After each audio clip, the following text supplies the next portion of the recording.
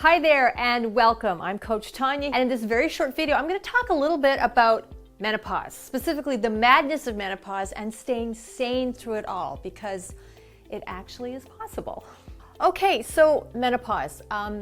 We can't avoid it as women. It is something, it's a transition that we're all going to go through. However, how we go through it, how much it affects us or doesn't affect us is largely individual. So in the past, working with clients one-on-one, helping them with things like weight loss and just their nutrition, while entering into this transitional phase of their life, we always come out to my one main theme or sentence or piece of advice, I guess, or suggestion I make is that here's the bottom line.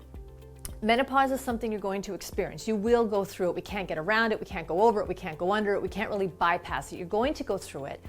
And one of two things can happen. I can work with you, or you can, work a process to get through it like this, or we can work together to come up with a process to get you through it like this, because it can be very extreme day to day, hour to hour. And for some women, it's actually, in talking with them, they didn't really, they experienced symptoms that were unpleasant, but nothing really that made them want to rip their hair out. So, depending where you're at in your life, if it's something that you know is coming, or you feel like you might be premenopausal, perimenopausal, you're getting little signals and signs of what might be coming, don't freak out just yet, okay? Because there are a lot of things that you can be doing, even if you haven't been doing them up to this point. There are a lot of things that you can be doing, choices you can make to sort of help you manage and navigate this transition, all right?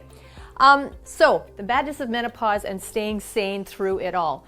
What menopause is, it is a normal, and I've got that in caps, normal condition that all women experience. Now, typically between the ages of 45 and 55, either just before or after menstruating, stopping the menstrual cycle, which really signifies, the inability to no longer have children. Now, even though it's typically between the ages of 45 and 55, there are other cases where a woman can be, I don't want to use the word forced, but enter like an early menopause. A lot of times that has to do with perhaps certain surgeries, okay, as well as sometimes certain medications or drug protocols, like for example, one is like chemotherapy.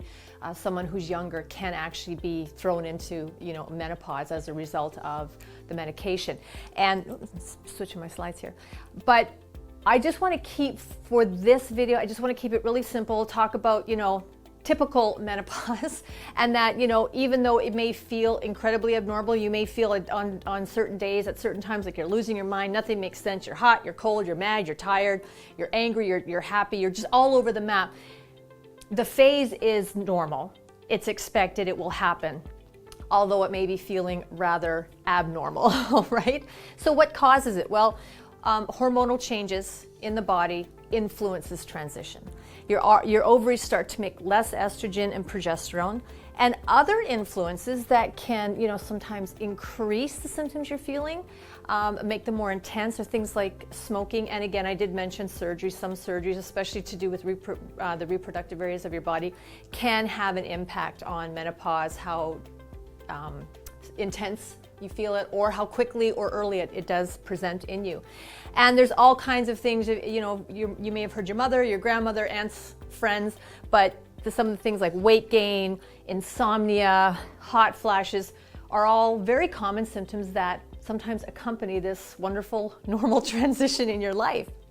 But let's not throw in the towel just yet. So some of the common signs, okay, now you may have all, you may get all, none, or just any combination. Again, it's very, very individual specific, all right? So hot flashes, and I don't mean necessarily just getting a little bit warm, very intense hot flashes, like unbelievable, okay? Where you can't really take any more clothes off, but you really want to, because you're dying of the heat. Night sweats. So similar to hot flashes, but these ones will hit at night and causing your body temperature to increase to a point that actually wakes you up, and you're sweating and you're hot and you're very uncomfortable. Changes in libido, obviously hormonally influenced, because when your body stops making certain hormones, like making too little or too much of anything, you become imbalanced, and that can definitely affect your libido. Insomnia, so not sleeping, all right? Mood swings, severe to mild, okay? And typically with women, with our cycles, mood swings sort of just came with the territory when that all started to happen. Now with menopause, it can stay the same, or some women actually find it becomes very, very intense, very severe, to the point where, some women do experience depression, okay? Now, how long does it last? Again, there's a typical range, but it's specific. Some women can enter like a premenopausal with very, such slight symptoms and not really noticing a whole lot that they may, lead into menopause without really being all too much aware that they're kind of in it. I mean, there's the obvious when your cycle stops, you know you're in menopause, but how long does it last? Again, it kind of, there's an average range, but from woman to woman, it can vary a little bit. So once a woman is when you are in menopause, which means you haven't had a menstrual cycle in 12 months, okay? Your symptoms can continue for 4 to 5 years. However, they do tend to decrease in their intensity and their frequency. So that's some good news for you. So when you see and hear 4 to 5 years, don't think, oh, there goes 4 to 5 years of my life that are just going to be completely off the chart, crazy, all sorts of crazy. Not necessarily. Initially, it can be pretty intense, but they do, as you move through and grow through that transition, it becomes a little less intense, all right? So what can you do to stay sane? Well, there's a few things you can do. Move, all right? Being in the health and fitness industry, I'm always going to be a huge advocate for making good choices when it comes to your health.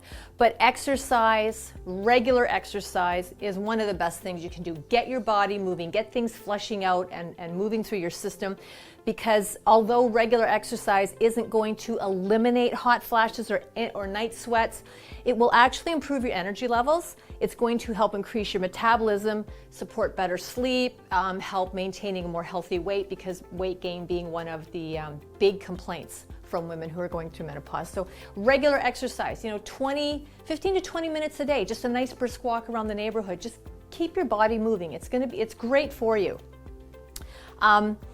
Now, also stay hydrated, okay? Drink lots of water. It helps move toxins through your system. It's just every cell in your body needs water. A lot of us are walking around not drinking near enough water. But again, standard 8 to 12 glasses will help reduce bloating, okay? That often does accompany those hormonal changes that you're experiencing. And drinking lots of water does help support healthy weight and weight loss, okay? Because it's better than other options like soda pops, lemonade, high sugar drinks. So stick to the water. Don't skip your meals, okay? Skipping meals, whether you're in menopause or not, is just not a good idea. Regular eating and regular meals will help keep your metabolism running at a very good speed. So skipping meals can actually make your symptoms of menopause worse, and will make it a lot harder to lose weight if that's one of the things that you're struggling with. So eat, okay? Eat regularly, eat healthy.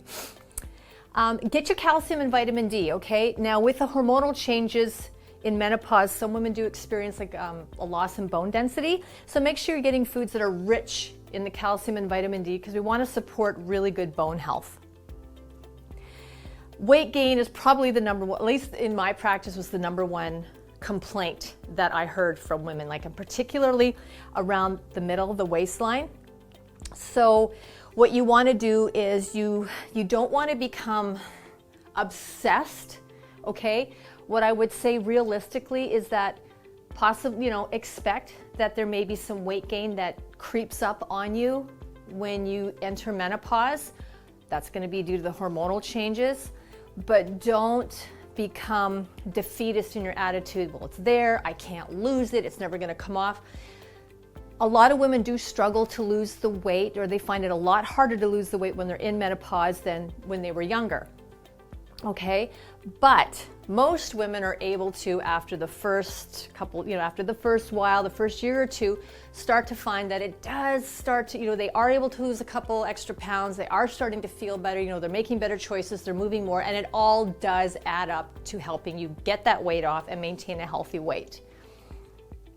Load up on the fresh veggies and fruit, okay? So, eating fresh, whole foods with high in fiber, high in your vitamins and minerals, is going to help you feel better. It's going to help with things like your bloating. It's going to help with maintaining a weight or maintaining a healthy weight and losing excess weight.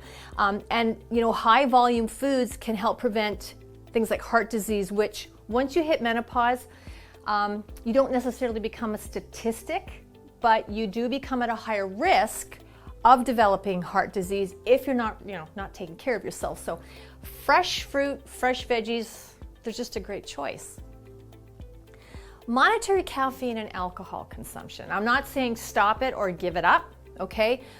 But too much caffeine or alcohol can increase and exacerbate your menopausal symptoms like the hot flashes and the night sweats, as well as your insomnia. So use good judgment. If you find you go out for dinner or you're out at a house party or something and you have 2 glasses or 3 glasses of wine and you find that now you can't sleep, you got the night sweats, but a couple nights later, normal evening, you're sitting at home, you're drinking water, having tea, whatever, and you don't have that, you can sort of make that connection that if you consume a certain number of glasses of alcohol or coffee, that it's increasing the intensity of your symptoms. Start to back off, okay? So this calls for you to be very aware, body aware, and just make the choices that are good for you to help you get through this. You don't fight the process. There's no point in fighting it because you're in the process. It's happening. So work with it and make choices that are going to help you get through it without losing your mind. So, am I promising you that doing any and all of these things is going to keep you completely sane during the normal transition? No, I'm not promising you anything. But what I will tell you is that making the very best choices for you, being very aware of how you're feeling, having that consciousness about you, and making decisions to make the choices that are going to help you. They're going to help lessen those symptoms, lessen the intensity, make your days easier to get through while going through the transition. Because again, you're going to go through it. So how do you want to go through it? Do you want to fight it, kicking and screaming the whole way?